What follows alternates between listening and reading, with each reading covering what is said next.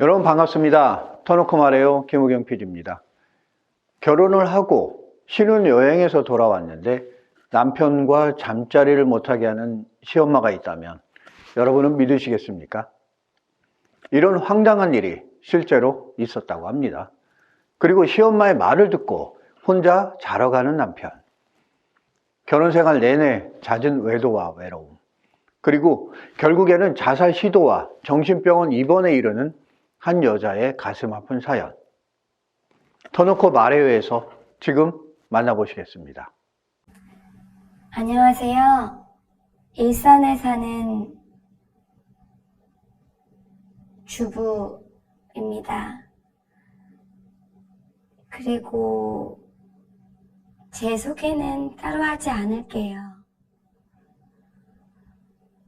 저는 오늘 저의 남편과의 이야기를 하려고 나왔어요. 결론적으로 저는 남편과 이혼하고 지금은 혼자 살고 있어요. 그런데 처음 남편을 만났을 때를 생각해보면 처음 남편을 만났을 때부터가 이상했던 것 같아요. 처음 남편을 만났을 때 소개로 자연스럽게 만나게 됐는데 남편은 저를 첫눈에 반했다고 하며 제 가게에 그 다음날부터 매일 찾아오기 시작했어요. 그의 따뜻함이 좋았고요. 그리고 요즘 세상에 드물게 손편지를 써서 그렇게 주더라고요. 그 순수함에 반했었고 그 손편지의 순수한 내용에 마음이 많이 움직였던 것 같아요. 그렇게 2, 3개월이 흐르고 제가 마음의 문을 열고 가깝게 되고 그 사람을 자연스럽게 받아들이게 되었어요. 그런데 그 사람은 처음 관계했을 때부터 조금 이상했었던 것 같아요. 처음 관계했을 때도 일방적으로 요구만 하더라고요. 정상적인 그런 육체 관계가 아닌 그냥 요구만 하는 관계여서 그냥 처음이니까 쑥스러워서 그런가 보다 하고 지나치게 되었어요. 그렇게 자연스럽게 여행도 다니고 그리고 드라이브도 다니고 맛있는 것도 먹고 여느 평범한 연인들처럼 지내며 사계절을 보내게 되었어요. 그래서 자연스럽게 결혼 이야기가 오가고 또 저희 어머니가 많이 좋아하셔서 이 사람과 결혼했으면 좋겠다는 말이 결정적으로 작용하여 그냥 아무 생각 없이 결혼하게 되었어요. 그런데 또 이상한 점이 하나 있었어요.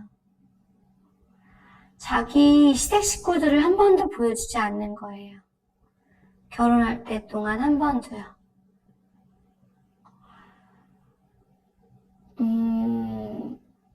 결혼 날짜를 잡고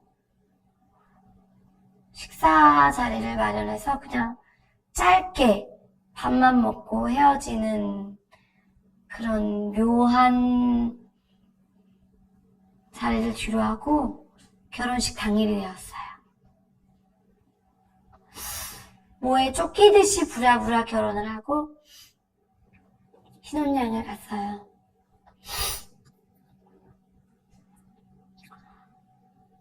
그런데 첫날부터 뭔가 행복하지가 않았어요. 축복받은 결혼을 하며 그렇게 성대한 결혼식을 올렸지만 뭔가 잘못 끼워진 단추 같은 느낌이 들었어요. 맞아요. 그는 정상적인 성관계가 되지 않는 그런 남자였어요.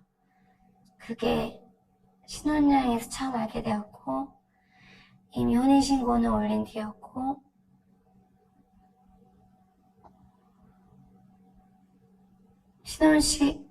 결혼식을 옮기고 이제 신혼여행이 끝나고 시댁으로 인사를 드리러 갔을 때 묘한 시댁 분위기에 놀랐고 그의 새로운 면을 보게 됐어요. 맞아요. 우리가 흔히 말하는 둘도 없는 마마보이였던 거예요. 또 어머님은 제가 영화에서 흔히 보던 미저리 같은 아들 바라기였던 그런 분이셨던 거예요. 그런 관계를 숨기려고 저를 보여주지도 않았고 결혼식도 서둘러 했었던 것 같고 그런 묘한 분위기를 저는 이상하다 몸으로 느꼈던 것 같아요. 그렇게 결혼 생활이 시작됐는데 그의 마마보이 기질이 처음엔 너무 힘들었어요. 그리고 그의 어머님의 이상한 행동이 너무 무서웠어요. 신혼여행에서 돌아와서 신혼 첫날 밤을 신혼부부를 한 방에서 못 자게 하는 거예요. 아가야 넌 나랑 자자 하고 남편과 잠을 못 자게 하는 거예요. 그래서 뭐 처음이니까 저랑 할 얘기가 있나? 하고 그렇게 따로 잤는데 결혼 생활 내내 그게 반복이 되었어요. 네 남편 피곤하니까 편히 자야 되니까 넌 나랑 자자. 아가야 넌 나랑 자자. 남편하고 잠자리를 못하게 하는 시어머니도 이해가 안 갔고 어머니가 그렇게 말한다고 와이프를 두고 혼자 방에 들어가서 자는 남편도 이해가 되지 않았어요.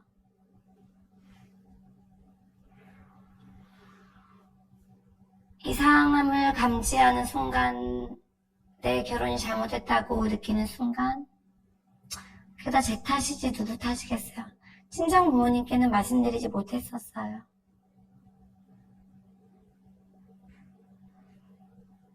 그런데 제대로 된 부부관계도 이루어질 리가 없었겠죠.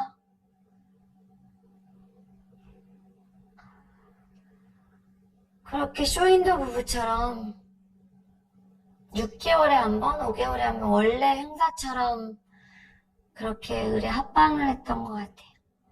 그래서 그이는 그이대로 바쁘게 생활하고 저는 저대로 바쁘게 생활하고 그렇게 세월이 흐르다 보니 4년이란 시간이 흘렀는데 아기가 없는 모든 탓을 그의 어머님은 모두 제 탓으로 돌리며 저에게 쌍욕을 해대기 시작했어요. 저는 태어나서 누구에게 그렇게 심한 욕은 들어본 적이 없었어요.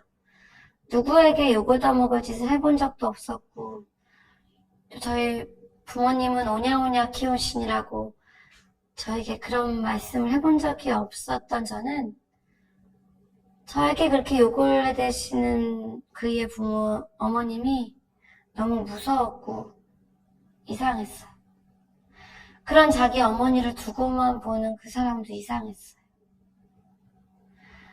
그래도 결혼은 했으니 내 아이 하나는 꼭 갖고 싶었어요. 그래서 피임센터를 찾아갔죠. 그런데 제가 말하지 않은 한 가지 비밀이 있었어요.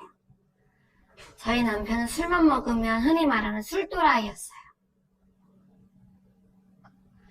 점잖은 사람이 술만 먹으면 이상한 행동을 하기 시작했어요. 그걸 매일 밤마다 지켜봐야 하는 저도 미쳐가기 시작하는 것 같았어요. 그렇게 4년이란 시간이 흘렀고, 그 사람이 술만 먹으면 나는 내 씨앗을 주지 않을 거야. 너와 나 사이에 악의는 없을 거야. 정말 못된 말들도 많이 해댔고, 악의를 간절히 바라는 저에게 정말 지옥 같은 나날이었어요. 그러다 피임센터에서 시험관 내기를 권유했는데, 시험관 내기를 권유하기 전에 합국 날짜를 정해줬는데, 남편이 술이 떡이 된 날 저에게 다가와 어떻게 기적 같은 일이 벌어져서 저는 임신을 하게 되었어요.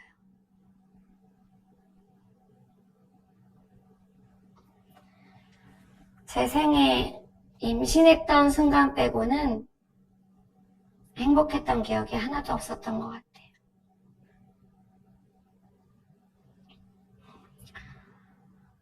그런데 더 충격적인 사건이 벌어지고 말았어요. 제가 너무 어렵게 얻은 자식이라 움직일 수도 없었고 일을 할 수도 없었고 살이 막 급격히 찌기 시작했어요. 이뻤던 제 모습은 온데간데 없고 정말 살찐 무서운 아줌마가 거울 속에 있는 거예요. 근데 제 남편은 뱃속에 자기 아이를 가진 와이프를 두고 바람을 피기 시작했어요. 그걸 제 친한 직장 동료들이 전해줬어요. 네 남편 지금 어디 누구랑 어디 다니고 있다. 또 친한 동생이 언니 남편 어디 노래방에 도우미랑 놀고 있다. 매일 그런 전화를 받는 저는 지옥을 받는 것 같았고, 뱃속의 아이를 지키기 위해 그런 전화를 받아도 모르는 척 이겨내고, 오히려 남편에게도 잘해주고, 태교를 위해서 정말 헌신을 다했었어요.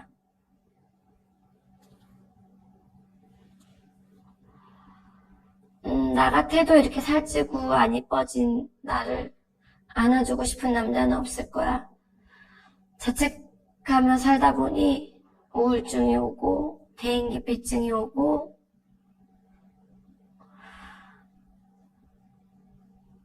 온갖 질병이 오기 시작했어요. 그렇게 아이가 태어나고 너무너무 기적같이 선물 같은 예쁜 아이가 태어났어요. 그리고 너무 똑똑하고 영재 같은 아이가 태어난 거예요. 태교를 너무 잘한 덕분인지. 그런데 남편은 다시 돌아오지 않았어요. 왜 우리 흔히 말하는 오피스 와이프라는 단어가 한국에 있는데 그 오피스 와이프를 두고 남편은 두 줄 타기를 하고 있었던 거죠. 알면서도 모르는 척하며 살아야 되는 전 너무 힘이 들었고 어렵게 얻은 자식을 잘 키우기 위해서 그리고 거대해진 제 몸을 돌볼 또 여력이 없다 보니 계속 폭식과 외로움과 싸우다 보니 우울증과 대인기피증은 더 심해지다 보니까 임신성 우울증까지 와서 자살 시도까지 하게 되는 지경에 이르렀어요.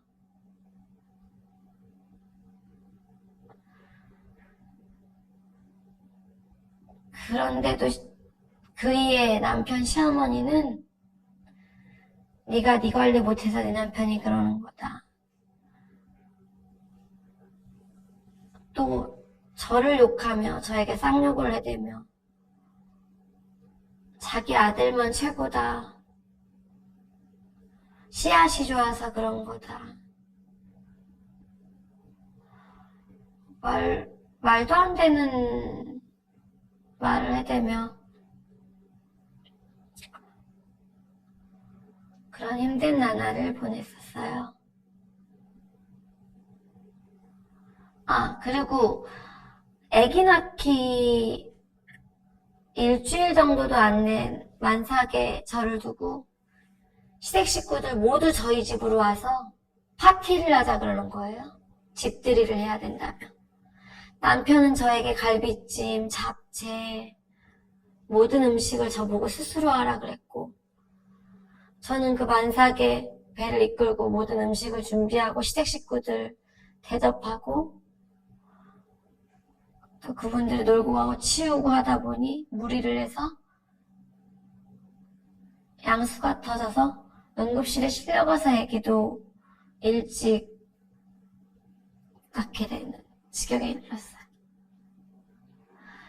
첫 단추가 잘못 껴진 단추는 결국 저의 삶에 낙인처럼 너무너무 씻을 수 없는 상처만 주었고, 아무리 아기가 이뻐도 저는 하루하루 자살만 생각하며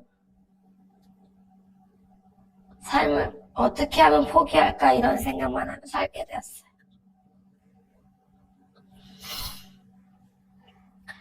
이 지옥 같은 상황을 어떻게 끝낼까 친정엄마에게 말도 못하고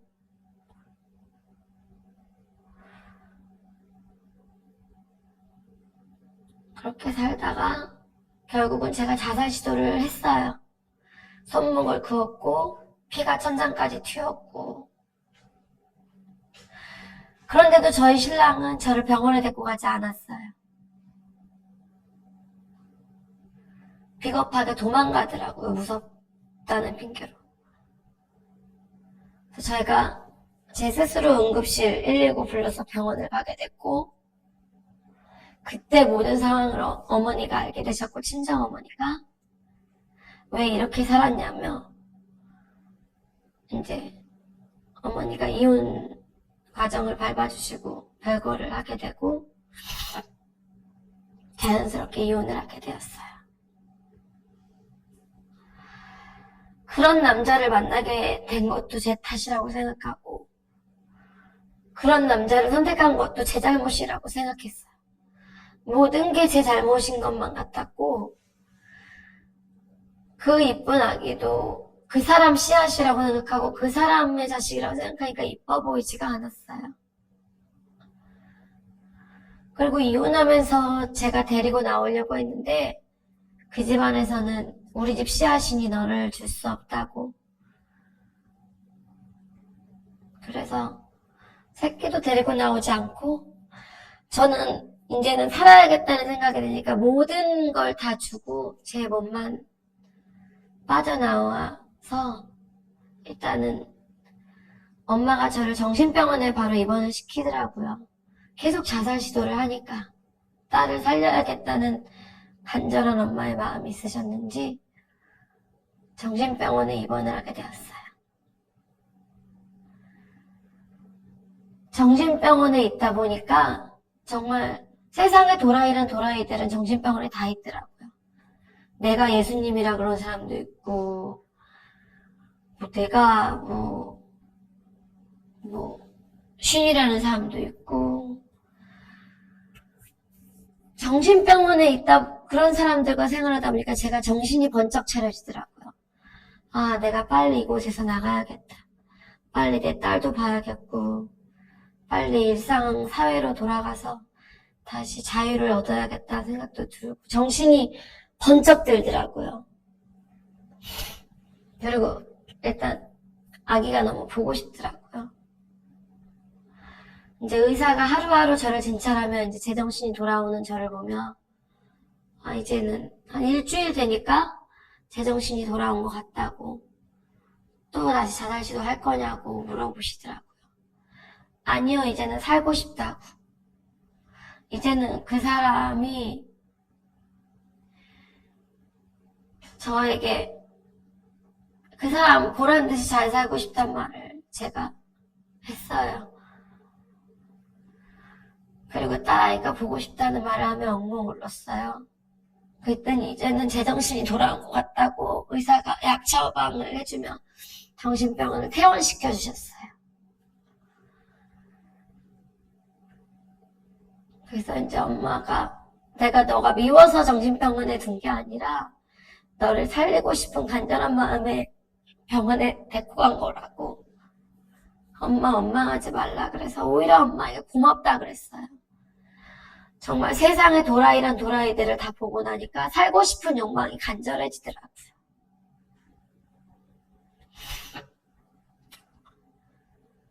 그렇게 해서 저는 이혼을 하고 철저히 세상에 혼자 나와서 어떻게 살아야 되나 이제 고민을 했어요. 천여적인 누구보다도 잘 나갔고 당당했고 스펙도 좋았고 인기도 많았고 집안도 잘 살았고 그런 사람이 결혼으로 자다시도만 하고 맨날 죽을 생각만 했으니 다시 어떻게 살아야 할까 고민을 하다가 엄마가 원하는 삶을 살고 싶었어요. 그래서 엄마가 다시 공부를 하라고 해서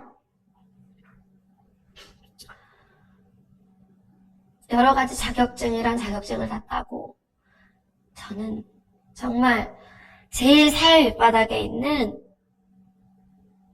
장애인들을 돌보는 일을 직업으로 삼게 되었고 그 날개 없는 천사들을 돌보며 제가 치유받는 일을 하게 되었어요. 지금 이혼을 하고 너무너무 행복을 해요. 그 악마 같다고 표현하긴 그렇지만 그 도라이 같은 남편은 또 재혼을 해서 잘 살고 있어요. 근데 저는 그 여자가 불쌍하더라고요. 그래, 너 그 남자 잘생긴 얼굴 하나 믿고 너 그렇게 결혼했지? 그리고 그 재혼한 여자가 저에게 전화가 와서 자기 남자 넘보지 말라 그러는데 전 너무너무 웃음이 나더라고요. 너도 살아봐라. 지옥을 걷게 될 것이다. 그 남자는 또 그렇게 살아가겠죠? 근데 다행인 게 저희 아이가 너무나 정신 상태가 건강하고 너무나 훌륭하게 잘 자라줘서 고맙고 저는 날개 없는 천사들을 돌보다 보니 사회 밑바닥부터 일을 하다 보니 너무 정신이 강해지고 건강해져서 지금은 자살 시도는 전혀 생각하지 않고 하루하루 열심히 살고 있고 너무 행복한 삶을 살고 있어요. 그래서 정말 이혼 때문에 남자 때문에 죽고 싶어하고 자살하고 싶어하는 여자들이 있다면 말해주고 싶어요. 빨리 세상 밖으로 뛰쳐나오라고. 빨리 그 남자와 헤어지고 자기 삶을 찾으라고. 그 남자만 있는 게 아니고 그 세상만 있는 게 아니라 내 인생이 따로 있고 내 삶이 따로 있다.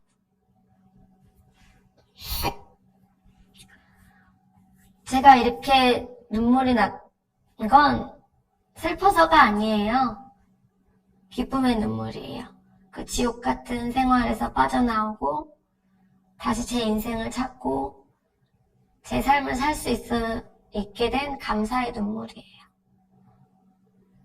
저는 지금은 누구보다도 당당하게 제 일을 하며 하루하루 열심히 감사하게 살고 있어요.